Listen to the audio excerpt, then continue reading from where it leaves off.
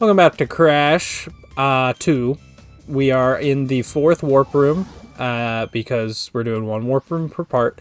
And you might notice this part's a little longer than the other ones. Yeah. You bastard. It's because, for some reason, like half of the backtracking you do in the game happens in this warp room. Was the backtracking necessary to see? Well, I slimmed this down as much as possible, and it still ended up being 45 minutes, so. Could have made it to 20-minute videos, No, because then it wouldn't have been a 5-part commentary, and we would have been 1 week further away from Half-Life 2.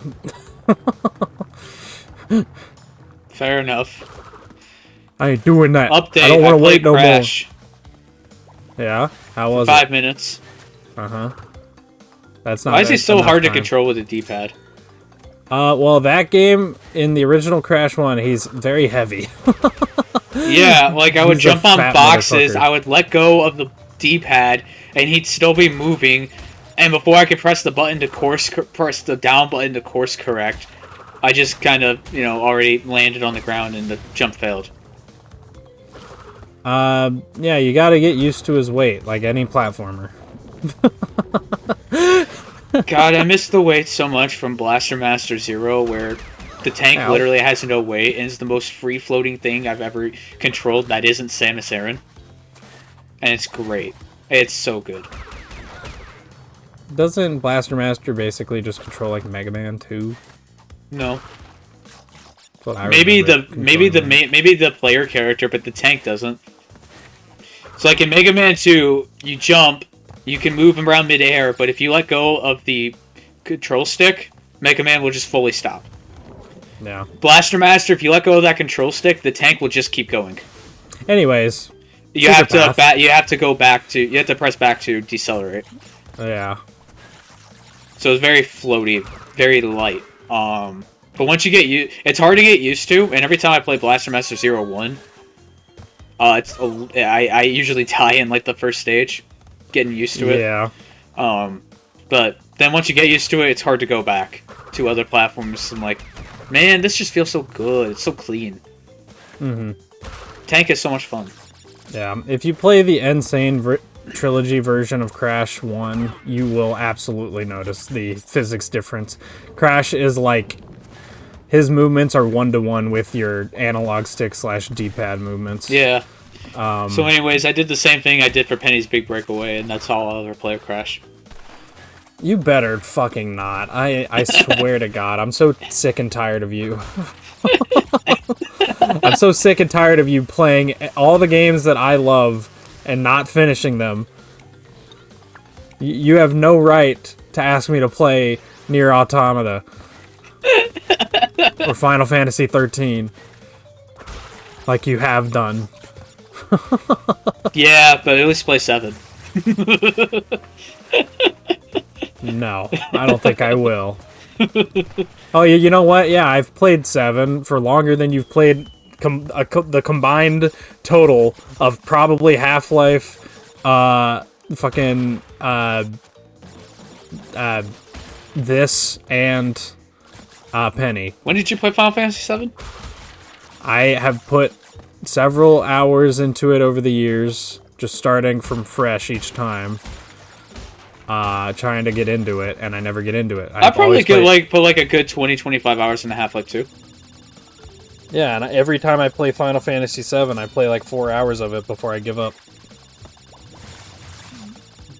And I've done it several times. Yeah. So I don't blame you. I'm just not an RPG guy. I like this death animation. It's one of my favorites. He has one, I don't think we'll see it, because I think I cut out all my deaths in the next warp room, pretty much. Not all of them, but like all the deaths that involved this particular death animation. In some of Cortex's like laboratories, he has some like shrink rays that if you press a button, it'll shoot a beam at you. And Crash will just shrink until he becomes infinitesimally small. And then he just dies. Wow, you're using that big education of yours there. Yeah, I can't speak. But it's so much funnier in the original Crash 2 because that particular animation, you can still play for a little bit while Crash is shrinking, and he slowly shrinks over time, so you think like, oh, it did nothing. I can just keep going. But then you start noticing he gets smaller and smaller and smaller until you're just dead. Hooray for calculus! What if I keep shrinking and shrinking? What will happen? Yes. And that's what we're still trying to figure out. Also, we kind of glossed over it, but that was our last colored gem of the playthrough. In that particular path to get the colored gem, you can grab the gem and then immediately kill yourself. There's no reason to finish that platforming section. Glorious. Unless you just like 2D platforming in these games, because that was one of the tougher sections. But I decided to just kill myself and skip it because this part was already too long. Yeah. So, yeah. But we're gonna be coming to this level, I think, twice. Because yeah, we do this first part, and then there's like a back door to a different level out of here. So, hooray! Yeah. Yeah. There's like a back door in almost every level in this warp room. I have no clue what they were thinking. I think they just didn't want any back doors in the 5th warp room for some reason. But we still like, I think there's still one back door in the 5th warp room. So I don't really know. I don't really get what their design ideology was there. They probably just were like, oh, we have all these back rooms or back doors. Where do we put them? Just throw them somewhere, I guess. Everywhere's fine. You lucky bastard. You were touching that. You were touching that. Those guys usually have a huge hitbox, so I don't know how I lived. Jesus had mercy on you. And they get faster. Of course. The fiends. No. They get like even faster than that one, like way faster in later climbing sections. Fun. But yeah. I don't know. I really do like the backdoor system in Crash 2. I like finding the secrets, or the process of finding them the first time was fun. But I don't know. I think it does slightly make the replays annoying if you're going for completion. But I don't know. Did I ever tell you about the game Ultra Kill? Yes. That has a I don't remember if I talked about this or not. Has the secret level in the game where it just becomes Crash Bandicoot. That's fucking like awesome. The character model will just... You just play with the model in 3D and it'll start T-posing to do the spin. Hell yeah. Oh, now I need to play Ultra Kill. You should. That's all you had to say. It's basically Devil May Cry Boomer Shooter. All you had to say was there's a Crash Bandicoot reference in there. Yeah, it's also a visual novel. And there's a level that's literally just the Witness, if you ever played that. No, I have not. But you know what it is? Question mark? Nope. You remember the guy who made Braid? Yes. Yeah, it's from that dude. Gotcha. I definitely remember hearing the name The Witness. I've just never ever seen anything for it. I think I still have it from game because it was on Games with Gold once. I didn't really play much of it because I didn't get it because I played it like a decade ago. Yeah. I feel like I'd enjoy it now that I kind of understand how the puzzles work. Because the game with basically literally no tutorial. I mean, they do it for Ultra Kill as well when they do that section. I just imagine the puzzles are pretty simplified. Yeah. Just the creator being like, I love these games, so you're going to play them. I'm going to make you play them. And I kind of respect that. Yeah. I know I said off camera I wasn't going to talk about Astrobot. We got 40 minutes, you might as well. It's like so funny we bring up like like sections in other games that are like basically gameplay references to other video games, because Astrobot's full of that shit. Like each main like solar system you go to has like its set of worlds, and then when you beat the boss, you rescue some specific like PlayStation icon, and then you unlock a level that is fully designed around their gimmick, I guess. So you have like an Ape Escape level, a God of War level, and like an Uncharted level, and stuff like that. I haven't seen all of them, but those are just a few, and they're very like interesting. They're some of the better parts of the game, even though I haven't really played any of the games that I've tried the levels for of. So, big PlayStation fan. Well, I never ever said I was a PlayStation fanboy. That's okay. I say I'm a Microsoft fanboy, but I've never played Gears of War, other than a little bit of 2. Yeah. Oh, and 4, I guess, but still, I never beat any of them. Just Halo. That's it. Never even beat Cuphead. Just with how the playthroughs that have lined up for me, this past couple of months, people would probably think I am a PlayStation fanboy, because I've literally done Astro's Playroom into Spider-Man into Crash 2. Yeah. It just all happened to line up that way. It's all perfect. Go play Final Fantasy VII and record it. It's perfect. Yeah, we have one more backdoor level. Or no, it's just a backdoor. Never mind. Is he just jamming out to the music there? No, I was just taking stock of the collectibles for each. No, it's just the animation timed perfectly for when the music was kicking in. Oh. So it looked like he was putting up his finger to wag it or something to the beat. I don't know. Yeah. Well, now we're back here since we took the back door out of this place. No, not here. I decided to cut straight back to where we were. So, hooray. Yeah, I did very much try to slim this part down as much as I could. I'll commend you for it.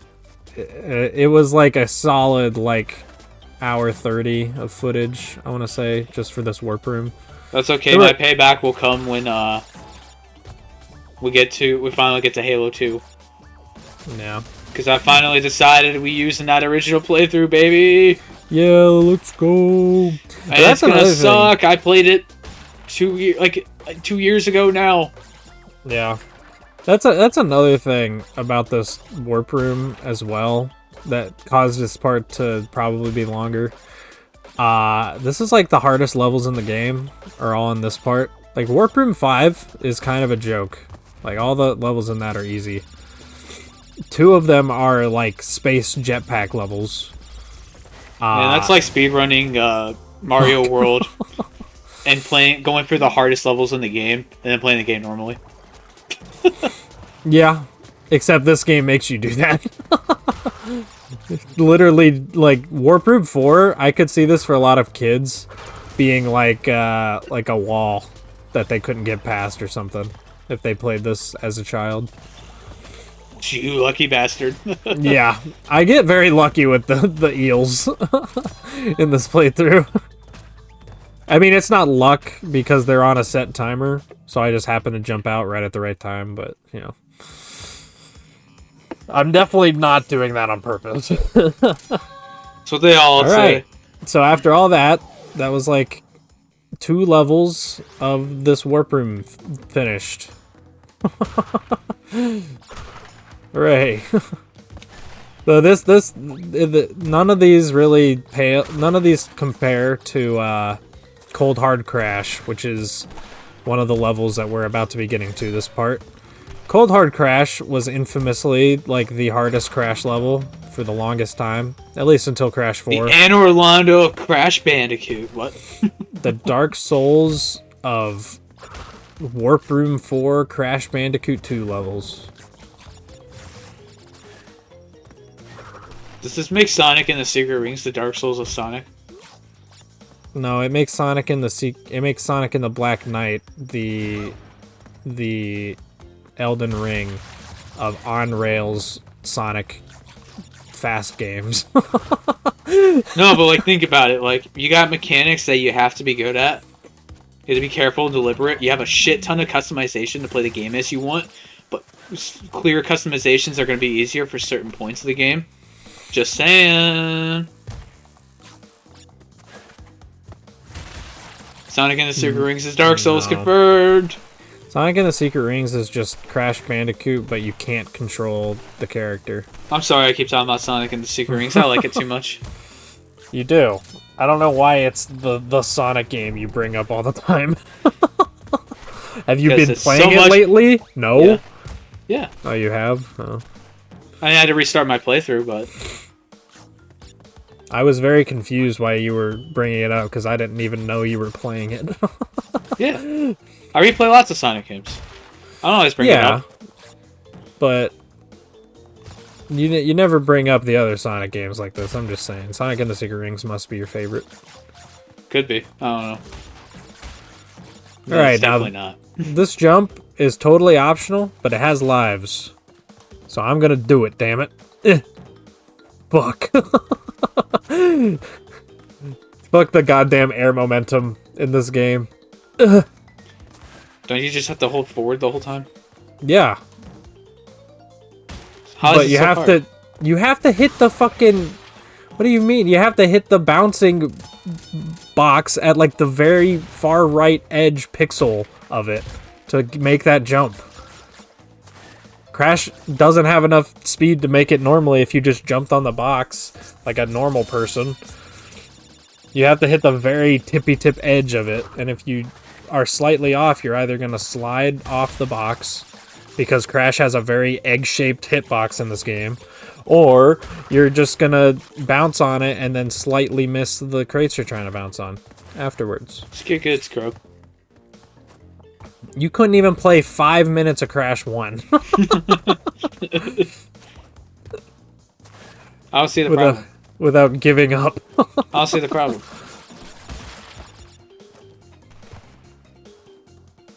I hate you. I don't know, man. The vibe wasn't there.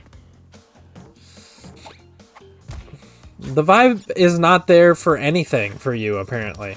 It is for Sonic and the Secret Rings. I don't know why I am the way that I am. It's literally with all the games that I really passionately like. That's okay. You should see me talking to my buddy at work about fucking Demon Slayer and Jujutsu Kaisen. He loves those shows, and every time he gets passionately into what's happening, I just sit there and thinking, yeah, it's mid. Well, that's fucking anime. I don't give a fuck about anime. But you just dislike all the games that I like, and I don't really know how we're supposed to get by all this. I like Sonic Adventure 2. Yeah, but it's... I don't know. You don't like Live and Learn.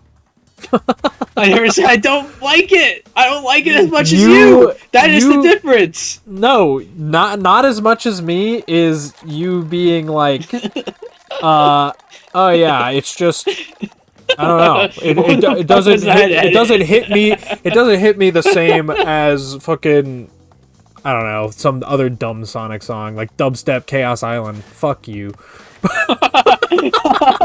Anyways, you're so salty about that. Anyways, I had the best way to do this level is to do that death path and then backtrack through it because you killed all the enemies probably on your way, so that you can come back and get all the boxes on this path. Okay. And it takes a while to backtrack because you're like inching through it, so you don't fucking die by just walking straight into a bottomless pit. It's very possible to do when backtracking in this game. Even though in the remake here, and I believe in the original game too, they do pull the camera back just a little bit, so you have a little more view than you do like going forward through the level. But it's not enough. It's just not enough. Yeah.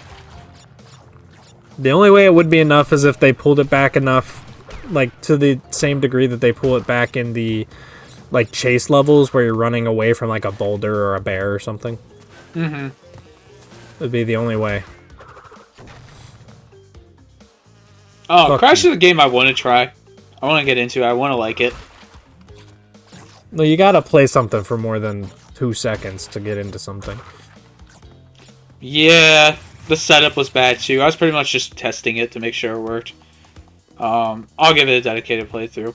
Probably just on the Insane Trilogy because it's on Game Pass. Yeah, especially for Crash 1, I definitely recommend playing the Insane Trilogy version.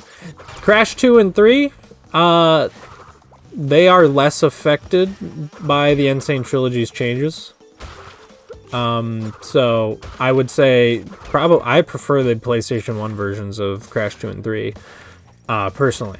So, you know. What a purist. But Crash 1 is, like, just... If I'm being honest, it's a fine game. First game syndrome. The original game definitely has first game syndrome.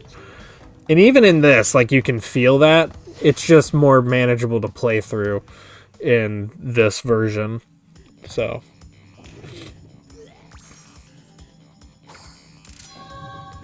But I would actually recommend playing the PS1 versions of Crash 2 and 3, because if you go into Crash 4 after playing Insane Trilogy, Crash in Crash 4, his weight returns. He's a lot heavier, and I think the PS1 versions have a little slightly heavier physics for Crash 2 and 3 than they do in the Insane Trilogy. Yeah.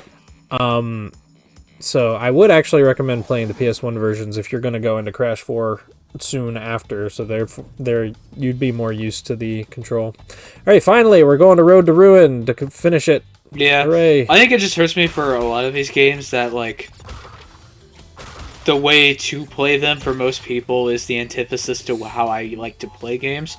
It's something I've struggled with Mario 64.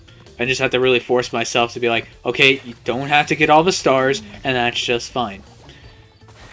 But like, why do you have to force yourself to say that? I don't know, because there's so much pressure to want to complete it. But I'm like, I know just from experience, I'm probably not going to have a good time with it. I want to do it. The heart is there, but God, I don't want to do it. Well, when I'm talking about my experience with Crash, I just prefer to complete it, but I never ever would say you have to complete these games. I'm sure they're fine as standard hop and bot platformers. Yeah. But, you know. Like, I don't know why I struggle to do this with some games, because, like, I can play Sonic 2 and not collect a single emerald, and I don't give a shit. I have fun. But then I play Sonic 3, I'm like, nope, gotta get the emeralds. So I think the difference there is I can actually do it in one over the other. So what you're saying is, since nobody likes to complete Crash 4, you're gonna be the one that does. What? Like, oh man, everyone says I shouldn't complete this game, but it's so good, it's so fun to complete. Oh. I still haven't completed a game to, like, this day.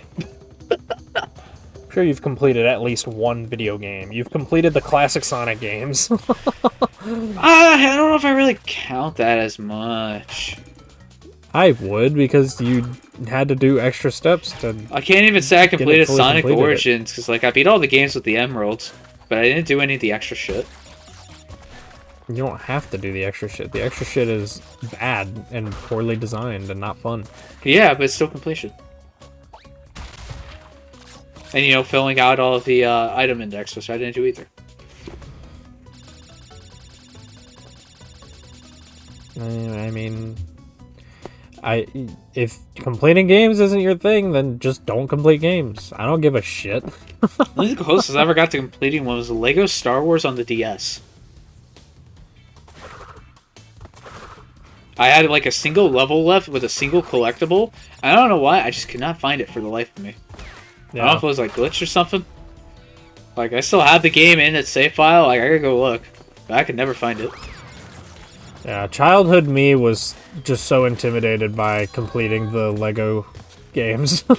I just played it too much and would just randomly find shit.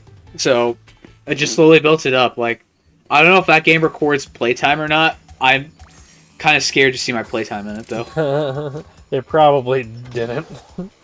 I don't think recording playtime was something that people really started doing until, you know, the 8th gen, Xbox One, that stuff. Well, no, games would have it in their own individual counters. Oh. I don't actually know if the Lego Star Wars game did that. If it did, well, I know it does. Like Complete Saga and Lego Star Wars 2 does, even on the original Xbox. But I don't know about the DS game. I don't think the first. I don't know if the first game does. Yeah. I honestly don't remember. I don't know. I just remember playing the fucking Complete Edition Lego Star Wars Complete Saga, whatever it's called, and like being like, oh my god, how do I still have this much stuff to find? Where the hell is it? And I would just replay levels to complete just because there's. I'd say from what I can tell, they're good games to get into completing, but they're not necessarily great games to complete because they just kind of keep adding shit and there's time travels and such, time trials and such, and it's just not as I think they're just meant to be like a time sink for children, you know. Pretty much, I think it's like Crash 4, where I don't think you're really meant to complete it. They just give you a shit ton of content and so many things to do that you just never run out. Or okay, maybe not Crash 4, but maybe like the amount of collectibles in Mario Odyssey, from what I hear. But I haven't actually played that one either, so I can't really say. Well, that's the thing. Like, there are some collectathons where there is a completion status that you can go for, but it's not the fun part is going for that. The fun part is just playing the game because it's a really good platformer. And that's like the Mario games for me. But there are also some collectathon platformers where the entire point is collecting shit. And that's, I think, most of the like rare games on N64, Banjo-Kazooie, like Donkey Kong, that kind of stuff. And I really cannot get into those games. Like, I don't give a shit about collecting things unless I'm having like a ton of fun doing it, you know? Yeah. Sonic Generations. I didn't S-rank all of the challenge missions, but I did collect every star and beat them all. Will you count that? Like, I did beat every level, not necessarily the S rank, but I beat everything. I collected everything. Well, technically, completion, yeah, because I got I got what I needed on that path, and now I want to go back and make sure I get all the boxes on this path. But yeah, because it skipped the whole bonus platform and shit, and a bunch of boxes.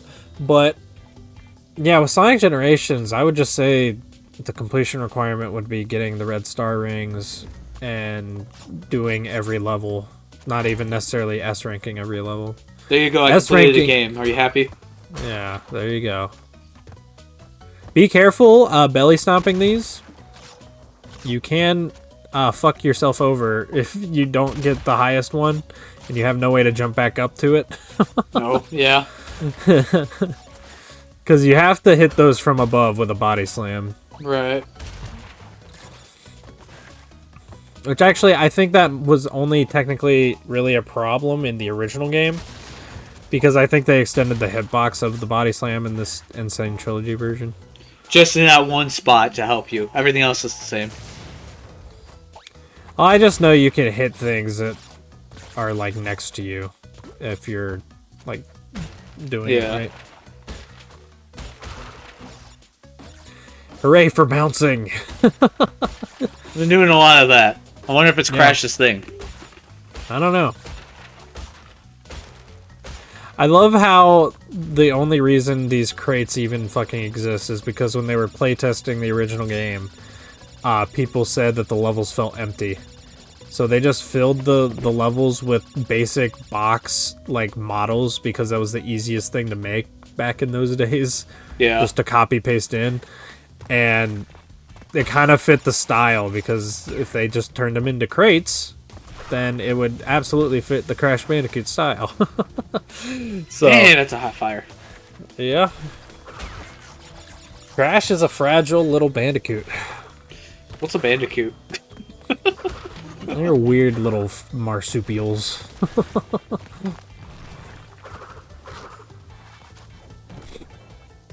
They're just fucking Aussie. That's all I know.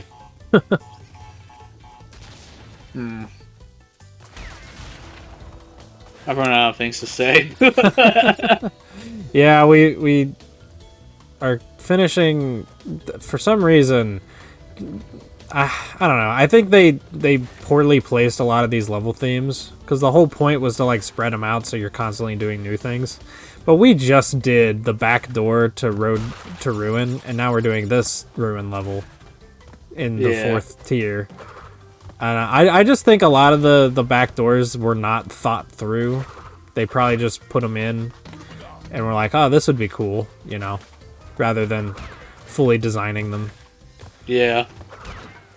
Just what's going to happen when you make a game in a year. So anyways, I found a cheap used box set of 20 episodes of Bleach. You should go watch Bleach. You're horrible at tangents, I want to say. You're just like, I have nothing to say. Let me say something entirely, completely random. And out of nowhere. I wanted to start a conversation about Bleach. Go watch it. It's fun. I know nothing about Bleach. Other than apparently people who watch Bleach say that the characters are like underrated in terms of power scaling. And I don't give a shit about power scaling.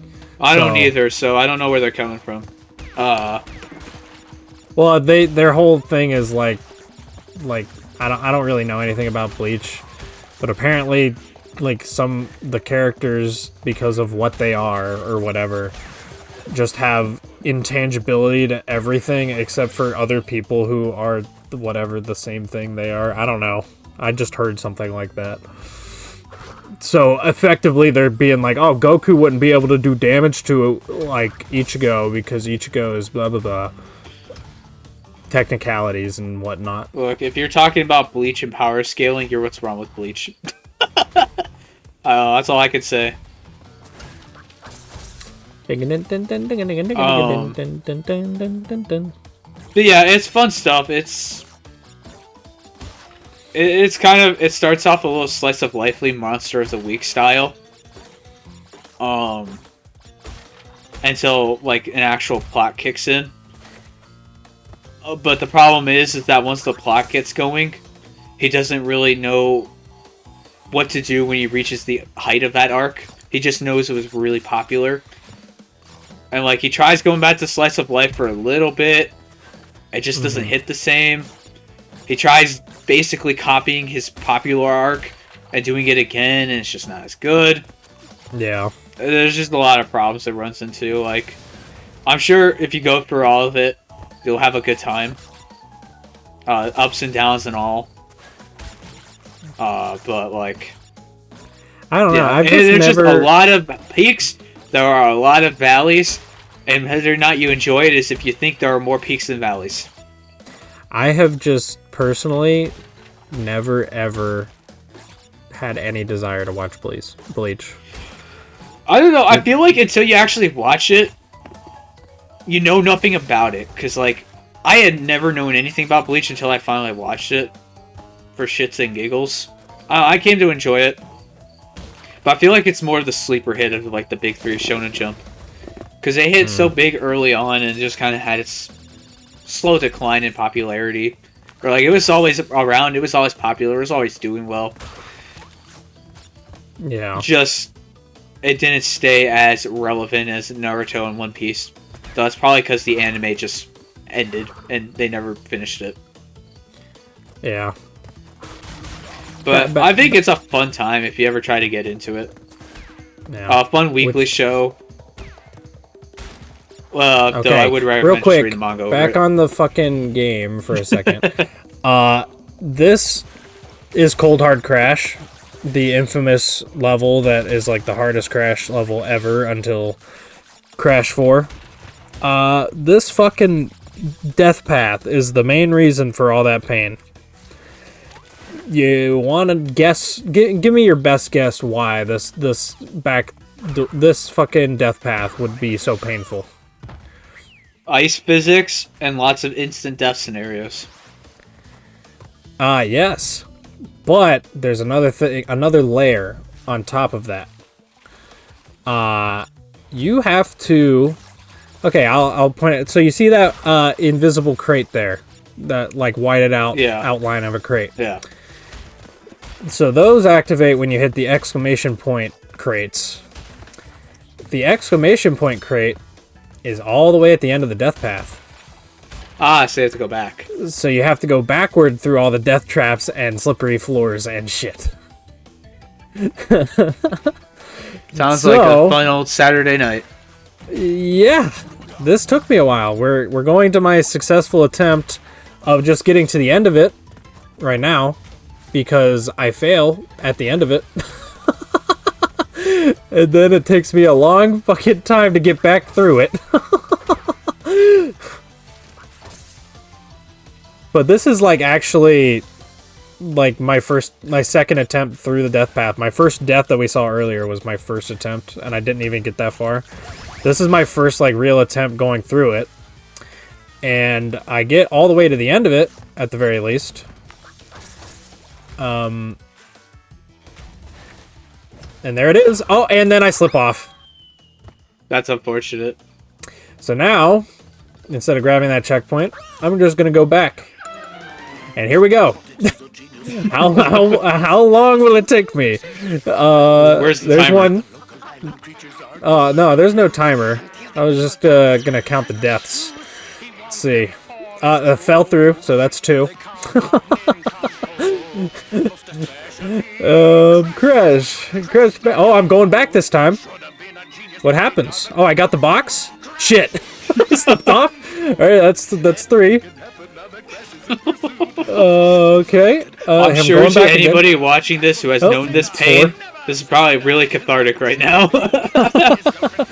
Yep. That's number 4. Okay, we're back at the crates. Oh, I got out. That's awesome. There's no checkpoint, though. I noticed how... I noticed how the music was still going. Again. 7. And, okay. Okay, now we're here. So that was like 8 deaths, I think. Something like that. Goodness. I lost track. Stop, Crash! Okay. Yeah, use your slide wisely. And those fucking jumping through those nitro crates, I'm amazed I didn't get hit by one of them. At least the music's good. Yeah, I love the Cold Hard Crash death path music. Do do do do. I apologize if any of this comes onto the mic. My headphones acting up again. I'm trying to apply tape to get the wire in the stupid just correct position so I can hear out of both parts of my headphones. It isn't making any sound on my end. But yeah. Anyways, this is the reason why this level is like one of the most infamous Crash levels. And I will say it has nothing on like 90% of Crash 4. Crash 4 is a bitch. And you want me to play these games? Why? Because they're awesome. Are you sure about that? Yeah, you like Dark Souls. You like this. Do I like Dark Souls? Yeah, I like Dark Souls. Yeah. I think Crash is at its best when it's insanely hard. So that's why Crash 4 is just clearly the king of all these games, because it's way harder than any of the original trilogy combined.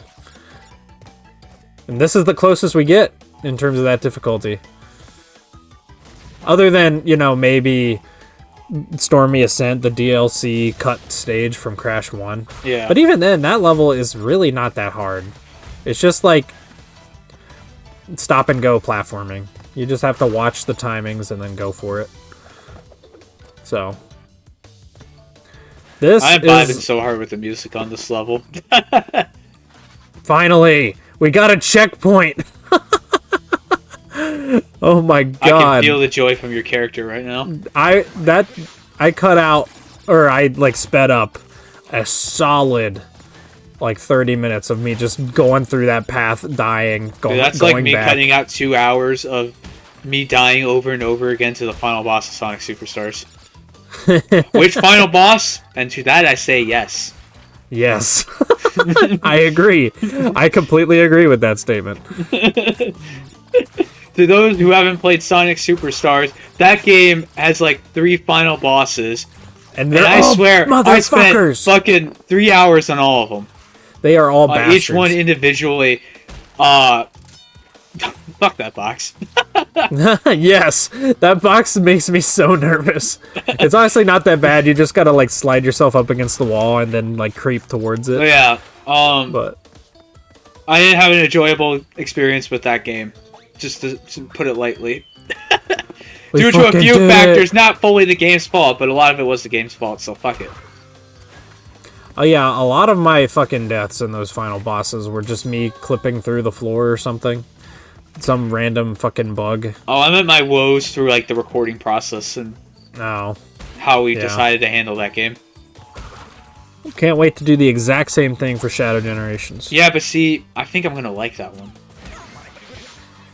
Yeah, well, will you? Because you're gonna have to like play through it twice, and that apparently ruins games for you. I barely missed that fucking porcupine.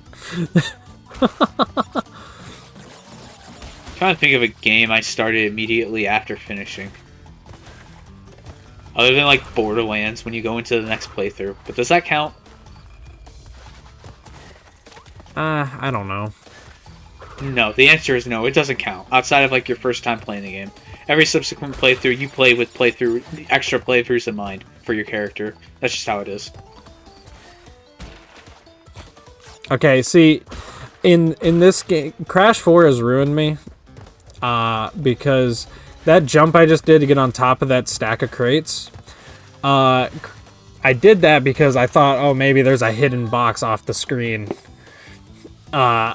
Because Crash 4 does that shit all the time. Nice celebration there. Yeah, I was so happy to be done with this level. I really like it. Like, that's the thing. People think if like you're raging at a game, it doesn't mean like people think if you rage at a game, that means you hate it. I think that's incorrect. I think if I'm raging passionately enough at a game, it means I must really love it. It depends on the rage. If I'm raging at game issues, that's different. Well, if I'm raging at my own inability to get good at the game that I want to be good at, I think that's different. Yeah, that's the thing. Like, because like I was having this conversation with my girlfriend, and because I was playing Elden Ring again in the past couple weeks, and she was just like, I really don't understand why you would play something like that. You're just gonna want to rip your hair out. And I'm like, yes, I may want to rip my hair out, but that doesn't mean I'm not having fun. I am learning how to fight these bosses, and I'm improving my skills. This is why I spent 2 hours on certain arenas of Doom 2016 on Nightmare. Like, I had fun that entire playthrough. Yeah. Also, hello, suspiciously Egg Viper-like boss. Look at the platforms. This would have been before or after? Yeah, I know. Way before. Okay. Well, not way before. It was like 97, I want to say. He's even got lasers. What the hell? Huh. Yeah. This guy also looks like a Sonic Rush boss. Yeah, kind of. Look at also the platforms we're on, and he will eventually take these platforms out. Yeah. So it is very similar. Can you do this in the base game? Just for throwing Wumpas? No. This is a single boss only thing, That's and dumb. it's dumb. Yeah. It is dumb. It's also not very well implemented because the depth perception is fucking ass. Huh. This is certainly a game level. I do like, the fact that you're like destroying parts of his machine. But sometimes he just shows his weak points and does visions nothing. of the Fang Mech. This has nothing. Nothing. This is nothing in comparison to that shit. It hurts. God damn it! Just take damage already. It just looks so painful. It is, especially when he's doing this. You can only, at most, get one Wumpa fruit in. Oh my goodness. Well, you got 3 there. Now yeah, we're cooking. I fucked his arm up. Bitch.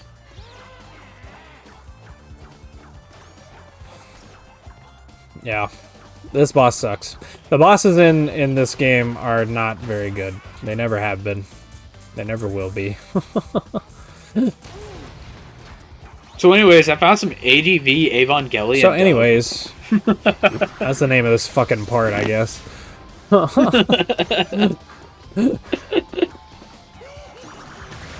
So anyways, Crash fucking Bandicoot sucks. I knew it. Bubsy was always the way to go. That was the destiny of 3D platformers, and So they took it away from us. When are we gonna do the Bubsy games for this channel? Neither of us have played them. What do you mean? I don't know. I feel like we should. Like, who actually talks about Bubsy on YouTube with Let's Plays? We're not people who were alive when Bubsy was his most prominent, and B, like, while we are mimicking channels that have heavily talked about Bubsy in the past, we are not those channels, and They I also say we haven't don't played have to do Bubsy. Bubsy. I don't think any of them actually play it. Hellfire might have. I don't know. I never watched Hellfire, so I Gilly haven't the Kid's seen- like one of the only channels I found that actually has a Bubsy review series. And wow, And it looks we're- bad. And we are currently one of the only commentary channels that talks about other commentary channels. I know Brain Scratch did it when they first started, but you know, we just bring this. Yeah, well, no, we didn't. We've been doing this for like a year and a half. Time flies. It does. Very, very. And Crash can't fly, and that's why he falls into pits and dies. I don't know what that ending was.